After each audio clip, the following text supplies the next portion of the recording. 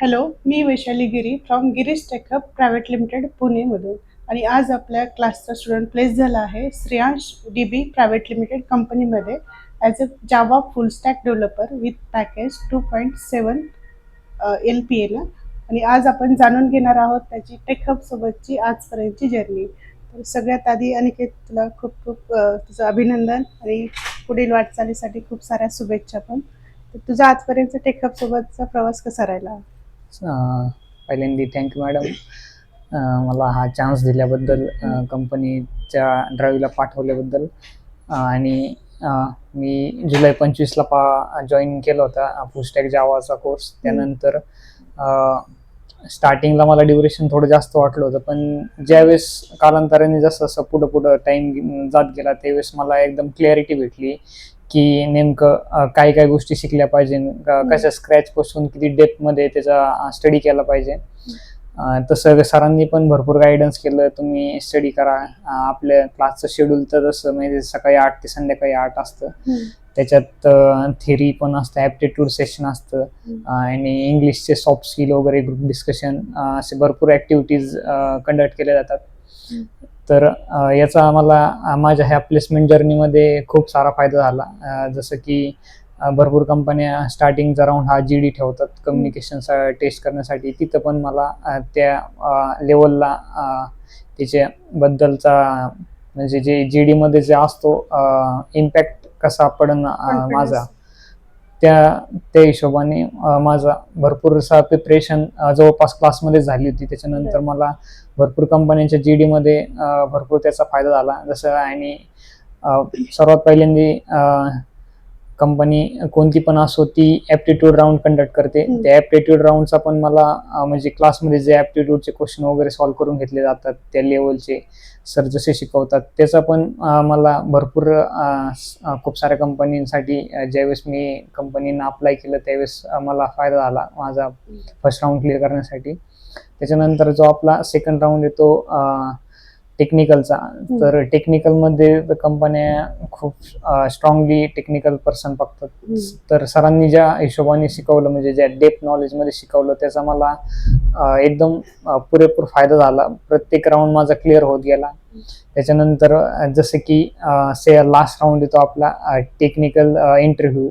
तर त्या टेक्निकल इंटरव्ह्यूमध्ये जे सॅटर्डे संडेला जे इंडस्ट्रीचे पर्सन बोलून जे मॉक कंडक्ट केले जातात, त्याचा पण मला भरपूर त्याच्यात फायदा झाला. कारण की जे इंडस्ट्री लेवलला जे क्वेश्चन वगैरे विचारले जातात त्या हिशोबाने माझी पूर्ण प्रिपरेशन झाली होती त्या सगळ्या राऊंडमध्ये. फुल स्टॅकमध्ये काय काय शिकलोस? मी फुल स्टॅकमध्ये फ्रंट एंड साईडला HTML CSS जावास्क्रिप्ट शिकलो. त्याच्यानंतर बॅक एंड साईडला core Java SQL, JDBC, plain JDBC, spring JDBC, spring core, spring boot, ह्या टेक्नॉलॉजी मी बोथ साईड. प्रोजेक्ट वगैरे डेव्हलप केले का? हो, प्रोजेक्ट केला होता. माझा प्रोजेक्ट होता ऑनलाईन एक्झामिनेशन मॅनेजमेंट सिस्टम.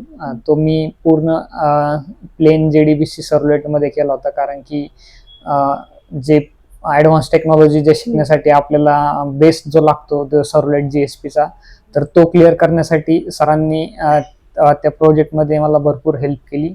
आणि जसे की गाईड असतात आपल्या इन्स्टिट्यूटमध्ये, तर त्यांनी पण भरपूर मला हेल्प केली कुठं अडचण आली. इंटरव्ह्यू मध्ये काय फायदा झाला का? हो हो मॅडम, इंटरव्ह्यूमध्ये प्रोजेक्ट बेस्ड लर्निंगवर म्हणजे भरपूर क्वेश्चन केले जातात.